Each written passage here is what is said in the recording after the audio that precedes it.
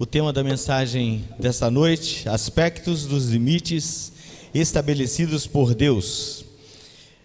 Estarei lendo no livro dos Reis, primeiro livro dos Reis, capítulo 1, do versículo 36 ao versículo 46, diz assim a palavra: Depois mandou o rei chamar a Simei e lhe disse: Edifica-te uma casa em Jerusalém e habita aí, e daí não saias, nem para uma parte, nem para outra, porque há de ser que, no dia em que saíres e passares o ribeiro de Cedron, fica sabendo que serás morto, o teu sangue cairá então sobre a tua cabeça.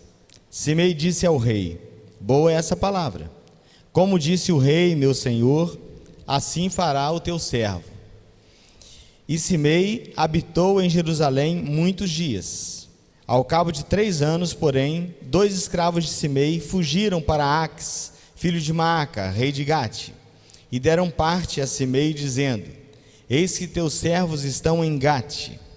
Então Simei se dispôs, albardou o seu jumento, e foi a Gate ter com Aques, em busca de seus servos, e trouxe de Gate os seus escravos. Foi Salomão avisado de que Simei de Jerusalém fora a Gate, e já havia voltado. Então mandou o rei chamar a Simei e lhe disse: Não te fiz eu jurar pelo Senhor, e não te protestei dizendo: No dia em que saíres para uma ou outra parte, fica sabendo que serás morto? E tu me disseste: Boa é essa palavra que ouvi? Por que, pois, não guardaste o juramento do Senhor, nem a ordem que te dei? Disse mais o rei a Simei: Bem sabe toda a maldade que o teu coração reconhece que fizeste a Davi, meu pai, pelo que o Senhor te fez recair sobre a cabeça a tua maldade. Mas o rei Salomão será abençoado, e o trono de Deus mantido perante o Senhor para sempre. O rei deu ordem a Benaía, filho de Joiada, o qual saiu e arremeteu contra ele, de sorte que morreu. Assim se firmou o seu reino sob o domínio de Salomão. Oremos ao Senhor. Senhor Deus e Pai, mais uma vez contamos com o Senhor para a ministração da Tua palavra, a iluminação do Teu Santo Espírito, para que possamos trazer as pessoas que estarão ao alcance da minha voz, não a minha voz, não a interpretação que eu dei ao texto, mas aquilo que o Senhor pretende para a nossa edificação nessa noite. Em nome de Cristo Jesus, amém. O texto nos fala de um momento de início do reinado de Salomão. Salomão havia recebido instruções muito sucintas, mas bem objetivas, do seu pai Davi. E Salomão estava muito atento aos detalhes, mesmo antes daquele pedido de sabedoria ao Senhor Deus. Ele já demonstrava ser um homem muito inteligente, um homem estrategista, um homem de visão, e ele não queria que problemas que o seu pai Davi teve no seu reinado, ele não queria repetir esses problemas. Pessoas que eram um problema na vida e no reinado de Davi, ele não queria ter por perto. Ele não queria que essas pessoas viessem a cometer traição. E Simei era um desses. E ele chama Simei para uma conversa. Olha, sabendo que existe um histórico de traição de sua parte para com meu pai, do meu rei, do seu rei, então nós vamos fazer um acordo. Você vai ficar em Jerusalém, e os muros de Jerusalém serão a sua garantia, a garantia da sua vida. Enquanto você estiver aqui, muito bem, você vai viver, mas o dia que você sair daqui, você vai morrer. Tudo bem para você? Combinado? Acordado? E ele disse que aquela palavra do rei era boa. Ao cabo de 3 anos, como diz o versículo 39, ele se manteve, durante 3 anos ele se manteve fiel ao pacto firmado com o rei. Mas, passados 3 anos, 2 dos seus escravos fugiram, e ele então toma uma iniciativa assim impensada, quase que um ato inconsciente, não talvez tão consciente de rebeldia, mas num ato assim de rapidez de pensamento, na busca para não perder os seus escravos, ele sai e foge. Quando ele volta, após Salomão ter sido notificado, da situação, anunciado para ele a situação de Simei, então Salomão fala com ele: rapaz, nós não conversamos, nós não acordamos, não ficou certo que você deveria ficar aqui nas terras de Jerusalém, e esses muros seriam os limites da sua própria segurança? Você fugiu, então você vai morrer. E foi o que aconteceu. Muito bem, essa é a história do texto. A forma alegórica como eu gostaria de trabalhar o texto é colocar Salomão na posição do Senhor Deus, colocar os muros de Jerusalém como a vontade moral de Deus, que é a segurança para a nossa vida, para as nossas vidas. E por fim, o outro personagem, Simei, que sou eu, que é você, o delinquente, o pecador, o rebelde. E quando eu digo que os aspectos dos limites estabelecidos por Deus é o nosso tema, então eu gostaria de apresentar alguns aspectos desses limites. E o primeiro é dizer que eles são bons. Os limites estabelecidos por Deus são bons. O que são os limites estabelecidos por Deus? Diz que alegoricamente, no caso de Simei, esses limites eram os muros de Jerusalém. E no nosso caso é a vontade moral de Deus. É interessante que a gente separe isso, Porque existe a vontade soberana de Deus, e essa vontade soberana de Deus, nós entendemos um pouco dela, mas nós nunca entenderemos plenamente. Existe uma vontade específica de Deus para a minha vida. Existe uma vontade específica de Deus para a sua vida. E é interessante que Jó, quando fala desse assunto, a palavra diz que os planos de Deus não podem ser frustrados. Então aquilo que Deus tem para a minha vida, aquilo que Deus tem para a sua vida, é algo que ninguém pode frustrar.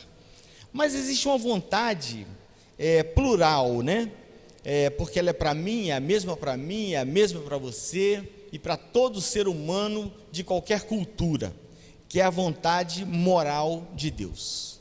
A vontade moral de Deus consiste no seu padrão. Qual é o padrão de Deus? É a sua vontade moral. E eu disse que ela é boa.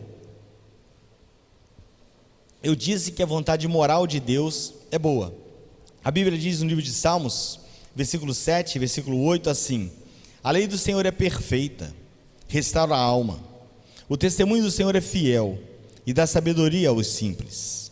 Os preceitos do Senhor são retos e alegram o coração. O mandamento do Senhor é puro, ilumina os olhos. No livro de Romanos, capítulo 12, Paulo diz assim: não vos conformeis com esse século, mas transformai-vos pela renovação da vossa mente, para que experimenteis qual seja a boa, agradável e perfeita vontade de Deus. Então a vontade moral de Deus, que correspondem os limites estabelecidos por Deus para a nossa segurança, elas existem para que nós vivamos bem. Então aquela pessoa que não discorda da vontade moral de Deus, aquela pessoa que adota a vontade moral de Deus como seu padrão de vida, como a sua bitola de vida, como seu exemplo de vida, ela tende a ser um profissional melhor, ela tende a ter uma saúde emocional melhor, ela tende a ter uma saúde fisiológica melhor e, sobretudo, ela tende a ter uma saúde espiritual melhor, porque obedeceu o limite estabelecido por Deus, que é a sua vontade moral. O segundo aspecto que eu gostaria de considerar é que, além deles serem bons, os limites estabelecidos por Deus, eles funcionam para a nossa própria segurança. O nosso Deus não diz não porque Ele é mau. O nosso Deus não diz não porque Ele é cruel. Num filme chamado O Advogado do Diabo, tem uma cena em que o Al Pacino, que é o personagem que representa o diabo, e ele conversando com um advogado, e no filme também ele é um advogado, ele diz assim: olha, existe maldade em Deus, existe uma intenção de machucar o homem em Deus, porque Ele mostra algo assim que é gostoso, algo que é bom, algo que vai trazer satisfação ao homem, e o homem olha para aquilo, e ele diz assim: mas isso você não come, isso você não mexe, nisso você não vai colocar a sua mão. Então, essa muitas vezes é a proposta que o mundo nos apresenta de Deus. Essa é a proposta que Satanás apresenta de Deus, que a vontade de Deus é cruel, que o nosso Deus é cruel. Às vezes a pessoa quer divorciar o Deus do Antigo Testamento e o Deus do Novo Testamento, e aí diz assim: eu creio no Deus do Novo Testamento, agora aquele Deus do Hebreu, aquele Deus do Antigo Testamento, aquele Deus é cruel, aquele Deus matava pessoas, né? A vontade moral de Deus é perfeita e serve para a nossa própria segurança. E aí eu lerei alguns textos. 1 João 2,17 diz assim: ora, o mundo passa, bem como a sua concupiscência, aquele porém que faz a vontade de Deus permanece eternamente.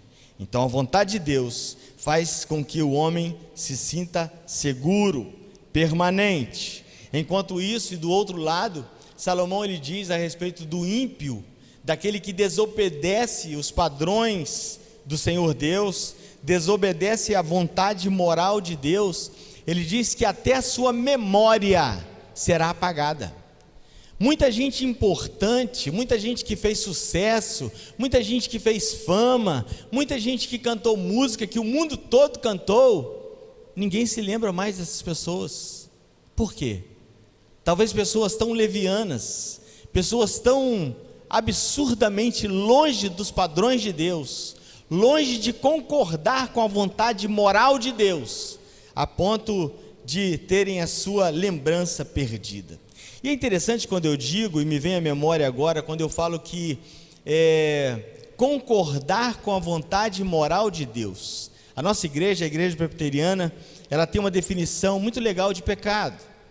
Além, é claro, da definição própria de pecado que a Bíblia apresenta, mas de uma maneira sistemática, diz que pecar, além de ser a transgressão da vontade de Deus, mas também é não concordar com a vontade de Deus.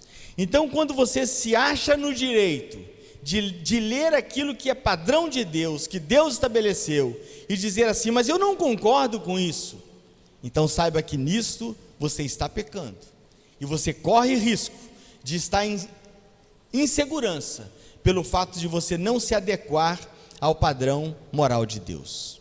Outro texto, Salmo 37, versículo 34, espera no Senhor, segue o seu caminho, e Ele te exaltará para possuires a terra. Você verá isso quando os ímpios forem exterminados.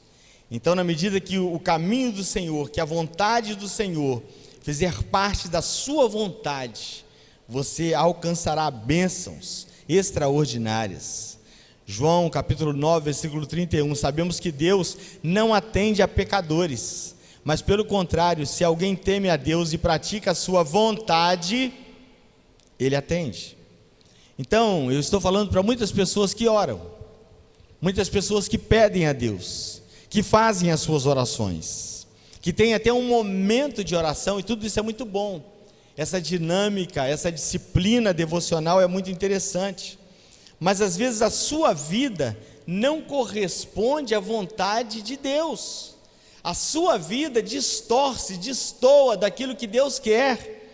Então a sua oração não será ouvida.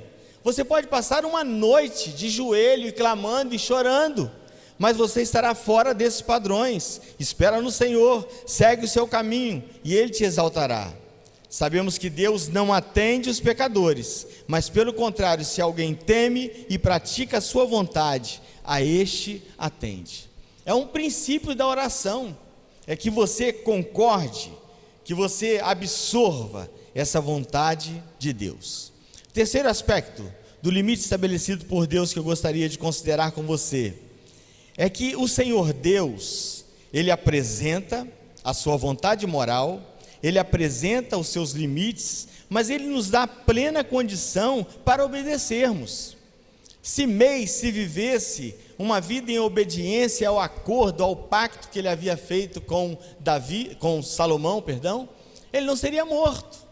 Ele já havia vivido lá 3 anos e tudo bem com ele, né? Ao longo de 3 anos, ele descuidou, talvez por relaxamento, talvez por achar como aquela filosofia que muitas vezes temos, né? Não vai dar nada não, nunca deu, por que vai dar agora, né? E Simei então ousou a desobedecer. E é interessante que o nosso Deus também nos dá plenas condições para que nós obedeçamos a sua vontade moral. Primeiramente, Ele se revela a nós. Isso é muito importante, porque às vezes a gente não obedece a um determinado princípio, a um determinado segmento, por não entendê-lo bem. Mas observe que quando Salomão apresenta para Simei o acordo, Simei entendeu. Quando Deus apresenta para Adão o acordo de não comer do fruto da árvore da ciência do bem e do mal, Adão entendeu. A vontade moral de Deus, você pode ser a pessoa mais simples que seja, mas você tem plena condição de entender. O Espírito Santo de Deus faz com que você entenda, faz com que você perceba que aquilo que você está fazendo está errado. Lá no início eu disse da vontade soberana de Deus, essa é complexa. Um escritor, ele disse que existem as águas do mar, e assim como as águas do mar não podem ser colocadas num copo, os mistérios de Deus, eles são tão complexos e tão profundos, que também não cabem na nossa cabeça. Nós não temos condição de compreender os mistérios de Deus, mas aquilo que é vontade moral de Deus para a minha segurança, dá para eu entender. Não saia das terras, dos limites de Jerusalém, não saia desses muros, isso dá muito bem para eu entender. Isso dá muito bem para você entender também o que está sendo revelado da parte de Deus para você nessa oportunidade. Além de você ter o privilégio de receber essa palavra revelada e clara, não há dificuldade de você entender o que é para você fazer ou deixar de fazer. Existe um outro elemento que é maravilhoso, que é a condição do escape. E muitas são as pessoas que dizem assim: mas eu sou fraco, mas eu não dou conta, mas a minha carne é fraca. Todos nós somos fracos, a carne de todos nós é fraca, e a carne, ela não se converte. Você pode ser crente quantos anos você for, uma pessoa convertida, servo de Deus, você continuará na mesma situação. Mas além de você ter conhecimento, ter essa vontade moral revelada, você também tem essa possibilidade que o apóstolo Paulo nos apresenta em 1 Coríntios capítulo 10, versículo 13: não vos sobreveio tentação que não fosse humana, mas Deus é fiel, e não permitirá que sejas tentado além da vossa força. Então aquela tentação que você julga impossível de ser resistida, não é impossível. Deus, ele não faria isso. Deus é fiel a si mesmo. Então o fato de te dar uma proporção de tentação, uma quantidade de dificuldade para você enfrentar o pecado, é proporcional à sua capacidade de não pecar. Uma outra questão: você já não é mais escravo do pecado.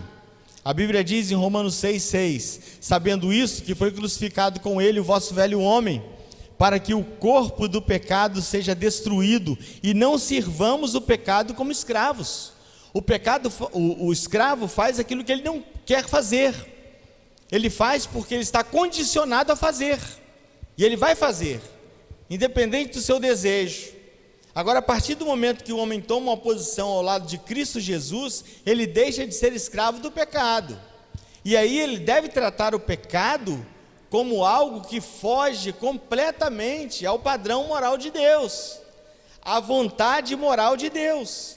E essa vontade, ela foi constituída, ela foi elaborada para a sua segurança, para a minha segurança. Além disso, temos a oração, além de termos a possibilidade do escape, além de termos a vontade revelada, além de nós não sermos mais escravos do pecado, nós temos o suporte da oração. Quando você se vê em uma situação iminente de pecado, ore a Deus. Romanos 8, versículo 26, também o Espírito semelhantemente nos assiste em nossa fraqueza, porque não sabemos orar como convém, mas o mesmo Espírito intercede por nós, sobremaneira, com gemidos inexprimíveis. Clame a Deus: Senhor, eu não estou dando conta. Senhor, está pesado demais para mim.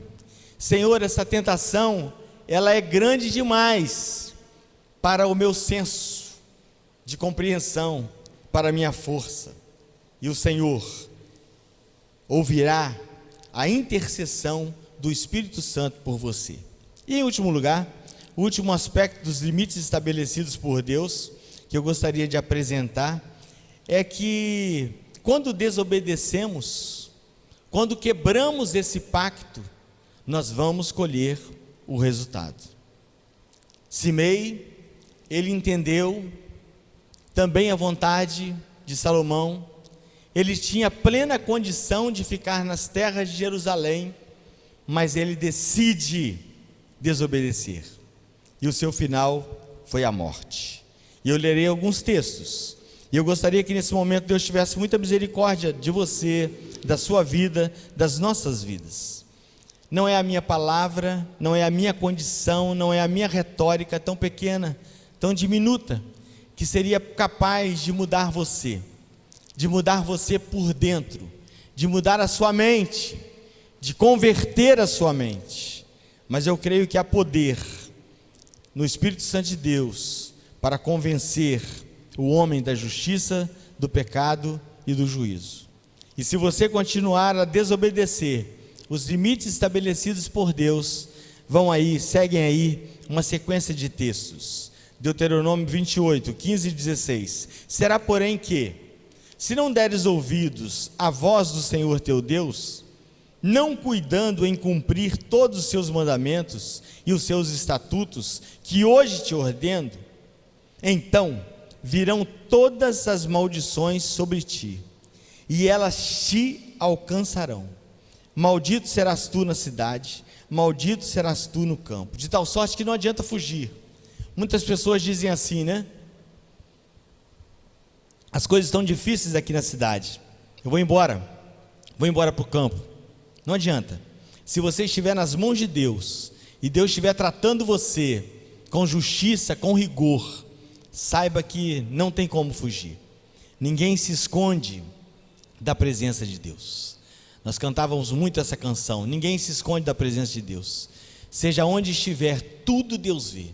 Se debaixo das águas procurar se esconder, não adianta nada, porque tudo Deus vê. O apóstolo Paulo diz isso em Gálatas 6, 7. Não vos enganeis, de Deus não se zomba, pois aquilo que o homem semear, isso também ceifará. Simei poderia ter dado uma volta, ido rápido e voltar, e Salomão não saber. Talvez também fosse esse o seu pensamento. Mas assim como não se zombaria e não se enganaria Salomão, não se engana Deus. Deus sabe de todas as coisas. Os olhos do Senhor estão em todos os lugares, a contemplar os bons e os maus. 2 Pedro 2, versículo 13.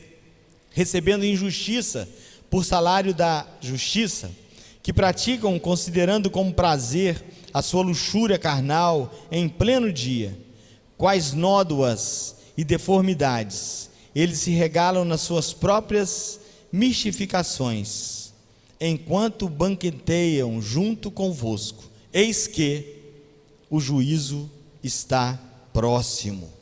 Hebreus 2:3. Como escaparemos nós, se negligenciarmos de tão grande salvação, a qual, tendo sido anunciada inicialmente pelo Senhor, foi-nos depois confirmada pelos que a ouviram.